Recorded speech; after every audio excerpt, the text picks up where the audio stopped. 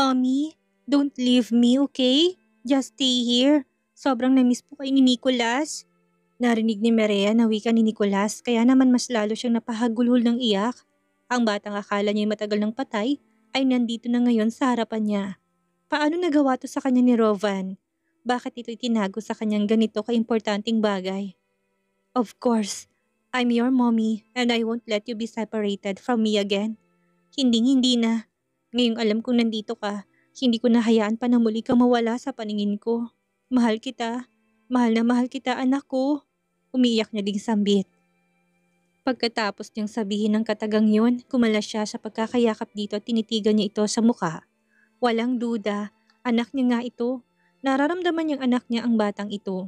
Wala sa sariling napasulyap siya kay Rovan at nang mapansin niya na kasama na nito ang kambal. Dali-dali siyang tumayo at hawak ang kamay ni Nicholas. Naglakad sila palapit dito. Daddy, you won't let mommy live again, right? Hindi pa naman siya nakakapagsalita. Naunahan na siya ni Nicholas. Mukhang desidido din talagang anak niyang ito na huwag na siyang mawalay sa paningin to, kagaya niya. Who's your mom? Paano mo naging mommy ang mommy namin? Natari din na sagot ni Eliana.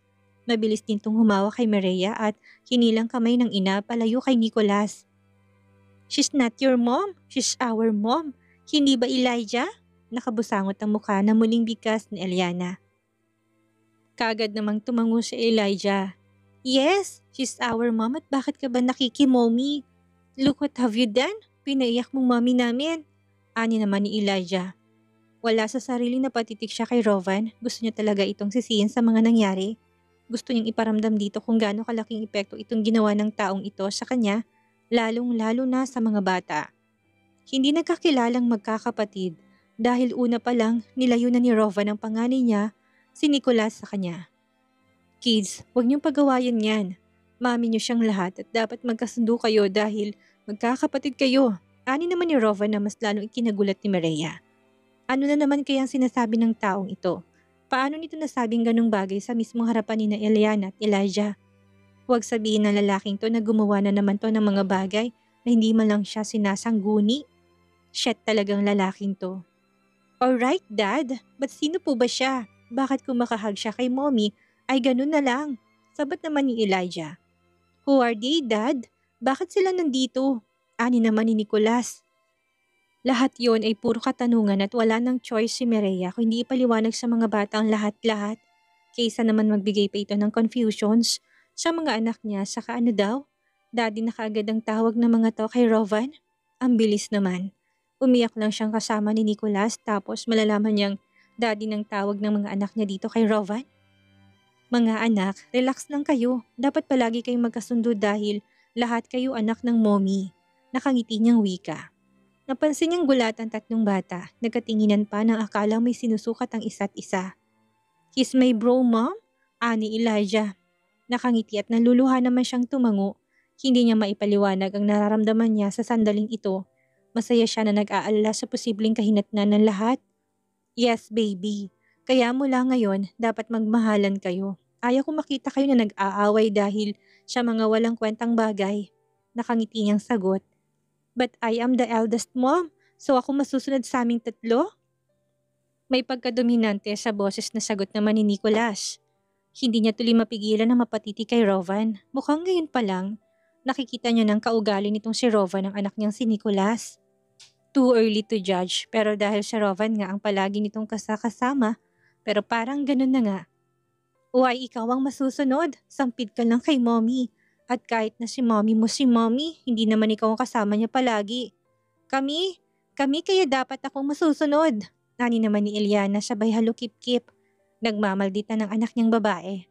Gosh, hindi niya ito napaghandaan kaya mahirap palang i-handle. What?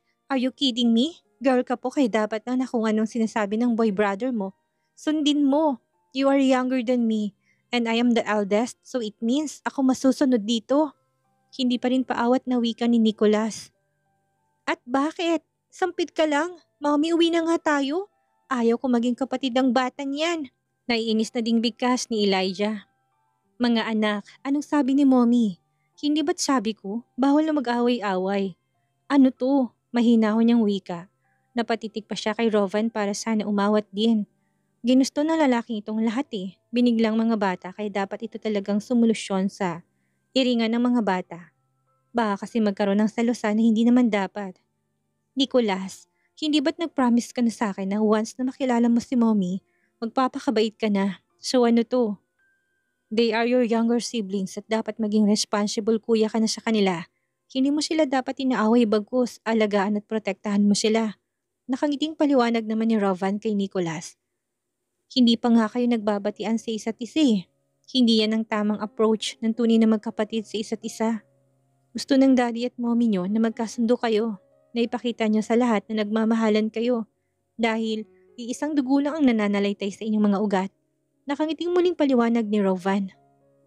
Muling nagkatinginan ng tatlo na wari ba'y tinatansya ang kalibre ng ugali ng bawat isa.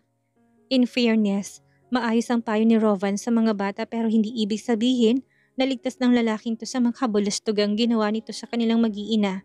Lalo na sa kanya na nagawa nitong paniwalain siya noon na patay daw ang panganay niyang anak. Now what? Magpaliwanag ka sa akin. Paano mo to nagawa sa aming mag-iina, Rovan? Seryoso niyang tanong kay Rovan. Nandito sila sa garden samantalang mga batay na sa loob ng kwarto ni Nicholas. Mukhang magkasundo na dahil si Nicholas mismo nagyaya sa dalawang kapatid na sumama dahil ipapakita daw nitong mga laruan na meron sa loob ng kwarto na kaagad namang sumamang kambal na siyang dahilan kaya nagkaroon sila ng time ni Rovan na makapag-usap ngayon. Gustong-gusto niya sana itong sumbatan at sabihin ditong lahat ng sama ng loob na nararamdaman niya kaya lang paano nga ba niya gagawin yun? Gayon nakikita niya sa mukha ni Rovan na para bang wala man lang itong nagawang pagkakamali sa kanya.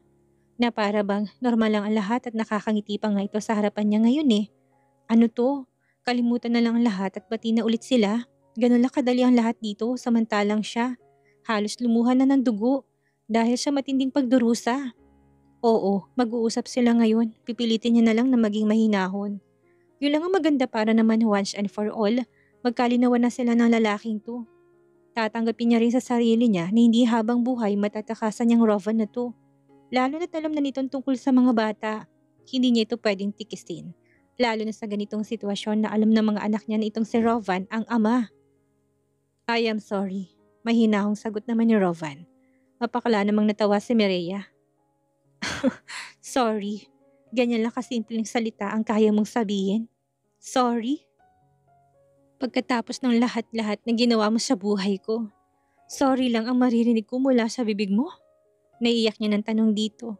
Sa isang iglap lang, bigla na nambalik sa alaala niyang lahat-lahat, lalong-lalo na noong nagsinungaling ito at sabihin sa kanyang patay ng panganay nilang anak at hindi niya na daw makikita kahit kailan. I know na nagkamali ako. Noong bigla ka na lang naglaho, saka ko na-realize na mali ako. Maling-mali kaya nga bumabawi ako sa anak natin Seryoso nitong sagot. Hindi niya naman mapigilan na mapabuntong hininga. Hindi niya alam kung kaya niya pa bang magtiwala dito kay Rovan. Parang hindi na yata. Lalo na't siya halos 6 na taon, nalaman niya na naman na pinaniwala na naman siya nito sa isang malaking kasinungalingan. Feeling niya may latak talaga sa utak itong si Rovan. Nakakatakot kung magdesisyon dahil pati ang emotional at mental health niya ay nagiging apektado din. I am sorry, Mireya. Promise. Ngayong nandito ka na, hindi na talaga ako gagawa ng mga bagay na alam kong makakasakit sa damdamin mo. Muli nitong bigkas, kaagad naman siyang umiling. Rovan, paano naman ako nasama sa sinasabi mong yan? Oo, may anak tayo pero kung iniisip mo na pwede nating ibalik ang nakaraan, hindi na pwede. Masaya na ako sa buhay ko at matagal ko nang tinalikuran. Ang kung anumang nakaraan nating dalawa. Seryoso niyang sagot dito. Napansin niyang natigilan ito. Nakikita niya sa mga mata nitong matinding pagkagulat. Pagkatapos noon, malakas tong tumawa. What? Han, naririnig mo bang sinasabi mo? May mga anak ka, tayong dalawa. Gusto mo bang lumaki ang mga bata na walang matatawag na kompletong pamilya? Seryosong sagot nito sa kanya. Hindi niya naman mapigilan na mapaismid. Sinong pinaglolo ko ng Rovan na to? Talagang gusto nitong gamitin ng mga bata para lang manatili siya sa tabi nito? No. Hindi maaari. Hindi siya papayag. Rovan, nabuhay ko ang mga anak ko simula nung nasa sinapupunan ko pa lang sila. Hanggang sa tumuntong sila sa edad nilang yan. Sanay ng mga anak ko na hindi ka kasama kaya huwag kang assuming dyan.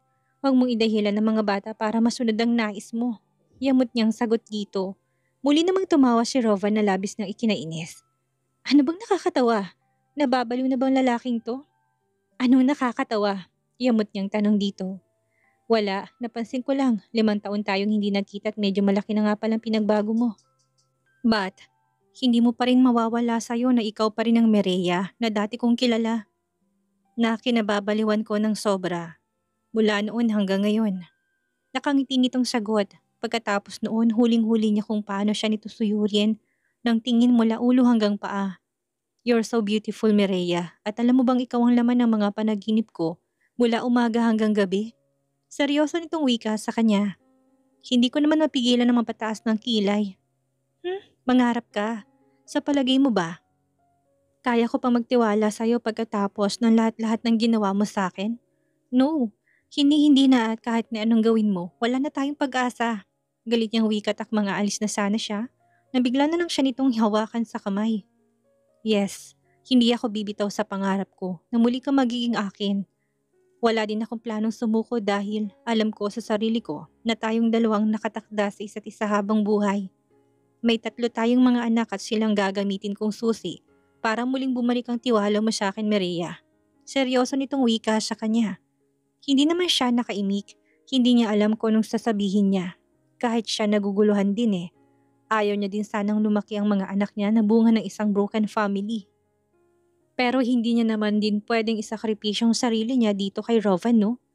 Ayaw niya na masaktan ulit lalo na't naka-move on na siya. Uwi na kami ng bahay at isasama ko si Nicholas. Sinigurado ni Mireya na buo ang loob niya habang sinasabi niyang katagang yun kay Rovan. Talaga naman eh. Gusto niyang umuwi. Pagod na siya at gusto niya nang matulog. Isa pa, anong oras na ba? Malalim ng gabi at wala siyang balak na makipag-usap dito kay Rovan magdamag. Hindi pwede. Kung gusto mong umalis ng bahay, pwedeng ikaw lang.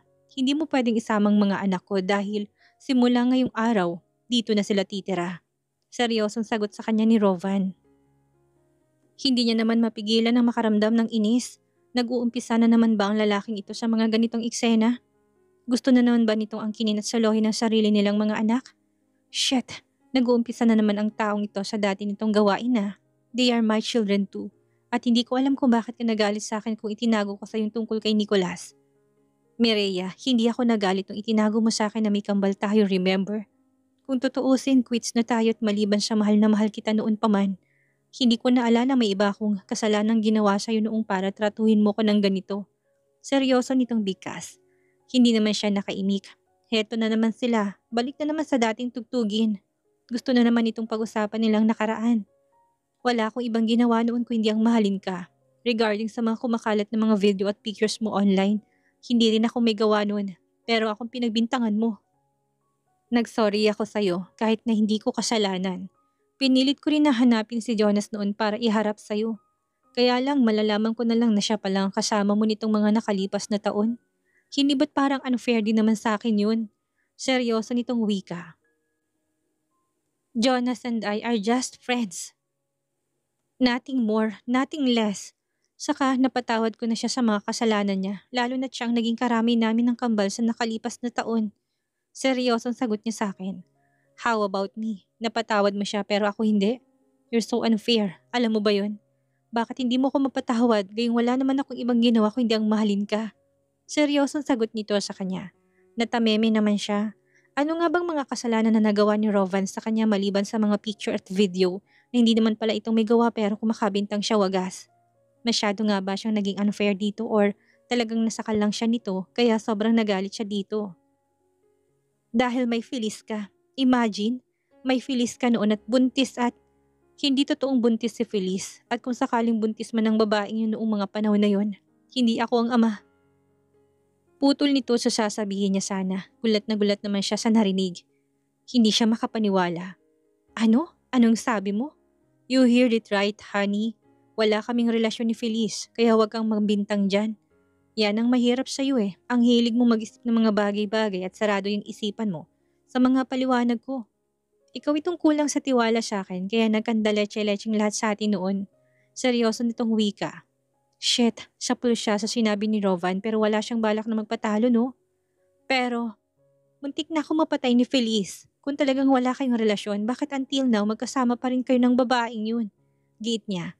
Napansin niya na tigilan si Rovan, hindi niya naman mapigilan na mapangisi. Ano ka ngayon? Hindi ka makasagot, hindi ba? Kasi guilty ka at alam mong mali ka. Manluloko. Nainis niyang bigkas. Hey, hey. Huwag kang ganyan. Ayan ka na naman eh. Masyado kang mapagbintang. Bakit bang bilis ng isip mo na magbigay ng mga maling conclusions? Hindi mo pa nga naririnig ang sagot ko. Binato mo na naman kaagad ako ng maling bintang mo. Sagot naman nito sa kanya, hindi niya naman mapigilan ng mapairap. Nagdadahilan pa eh. Buko na nga. Pilit pa ring lumulusot. Mahina niyang sabit na siyang dinig na dinig naman ni Rovan. Hindi ako nagpapalusot. Nung bigla ka na lang nawala sa yate, si Feliz talagang nasa isipan ko na pagbintangan. Kaya lang wala akong matibay na ebidensya, kaya hindi ko rin malaman kung anong atake bang gagawin ko. Kaya nagpa siya kung i-keep siya para kapag lumabas ang katotohanan regarding sa pagkawala mo, mabilis ko siyang mahahabol, hindi ba? Pero wag mong isipin na she's living a good life with me ha. Hindi totoo yan. Stranger ang turing ko sa kanya at never namin nangyari sa amin. And nung nalaman ko na siyang may kasalanan sa nangyari sa'yo, ayun, nag-uumpisa ng kalbaryo sa buhay niya. Nakakulong na siya ngayon. Seryosong sagot nito. Nakakulong siya? Sa anong kaso? Bakit hindi ito nababanggit sa akin ni Jonas? Nakataas ang kilay na tanong niya dito. Hindi naman lahat ng bagay alam ng Kolokay na yun eh. Huwag kang masyadong bilib sa Jonas na yun. Dahil hindi siya ganun ka-perfect kagaya ng iniisip mo. Lalong-lalo na't mas masahol pa sa akin ng lalaking yun. Sarkastikong boses na sagot nito sa kanya. Okay, fine. Pero teka lang. Saang presinto nakakulong si Feliz ngayon? Gusto kong magsampa ng kaso laban sa kanya. 5 taon nang mabilis na lumipas at muntik na akong mamatay sa ginawa ng babaeng yun. Kaya gusto ko siyang mabulok sa kulungan para mapagbayaran niyang mga ginawa niyang kasalanan sa akin. Seryosong sagot niya. Well, kung gusto mo siyang makita, sumama ka sa akin ngayon. Pupuntahan natin siya. Seryosong sagot nito. Nang ganitong oras? Pwede bang dumalo kahit na gabi na? Seryosong sagot niya dito. Anytime pwede. Actually, umamin na rin siya sa akin kaya naman matibay ng ebidensya nating dalawa na mabubulok siya sa kulungan. Paano ba yan? Pupuntahan na ba natin siya or saka na lang? Seryosong tanong nito. Paano mga bata? Balik tanong niya. Paano mga bata? Well, wala ka bang tiwala sa safety ng villa na to? Nakalimutan mo yata na lahat ng anak natin dito natin ginawa. So ibig sabihin, safe sila dito. Seryosong sagot nito sa kanya. Rovan, yamot niyang bigkas. Pambihira, nasa seryoso silang pag-uusap kung ano-anong mga patalastas ang sinisingit nito eh. Kainis? Okay, fine.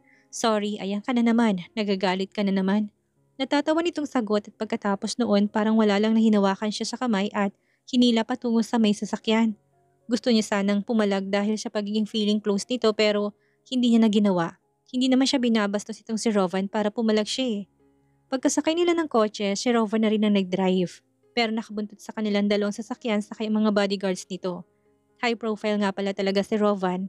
Although alam niya sa sarili niya na kaya niya namang buhayin ng mga anak niya. Pero iba pa rin pala talaga ng kasama nitong kanilang ama. Mas magiging secured ang kinabukasan ng mga bata.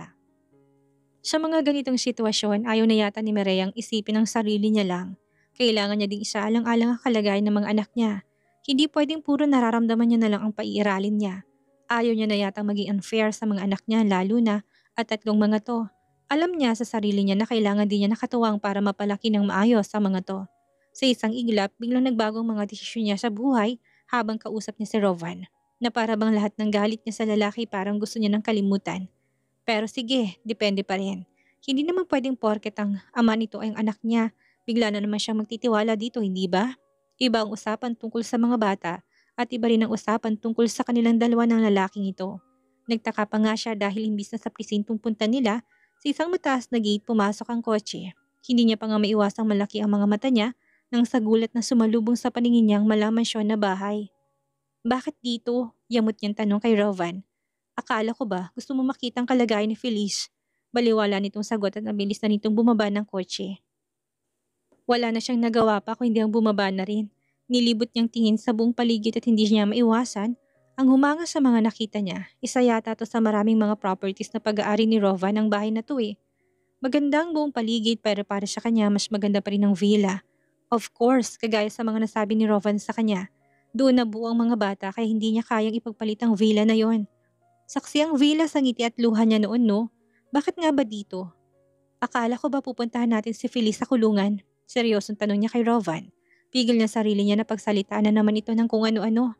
Gusto niya na naman itong pagbintangan na siguro may pinaplano na naman itong hindi maganda. Yeah, dito nga. Saan bang akala mo? Nasa likod bahay siya ngayon. Likod bahay? May presinto sa likod ng bahay na to? Nagtatakang tanong niya. Hindi naman niya na mapigilan na makaramdam ng inis ng malakas itong tumawa. Tulala tuloy siyang napatitig dito. Ano ba? Bakit parang feeling niya hindi nang dating Rovan ang kaharap niya ngayon? Witty, hindi ko akalain na joker ka pala, Mireya. Natatawa nitong bigkas sabay senyas ng isang lalaking nakatayo sa hindi kalayuan sa kanila. Manong Peter, si Mireya po, biological mother ni Nicholas. Nagulat pa nga siya nang ipakilala siya ni Rovan dito. Wala sa sarili na patitig siya sa lalaki na sa harapan nila. Medyo may edad na ito pero halatang close yata si Rovan dito eh. Ikinagagalak po kitang makilala, ma'am. Sagot naman kagad nito sa kanya. Isang tipid ng ngiti lang din naman ang naging sagot niya dito. Dekada-dekada na si Manong Peter na naninilbihan sa amin. Siya na rin ang nagpalaki sa akin at siya din ngayon ang tagapag-alaga ni Nicholas. Ani naman ni Rovan. Lalo tuloy siyang nagulat. Kung dekada-dekada na itong naninilbihan si Manong Peter kina Rovan, ibig bang sabihin nito, mabait naman talaga si Rovan at ang mga magulang nito?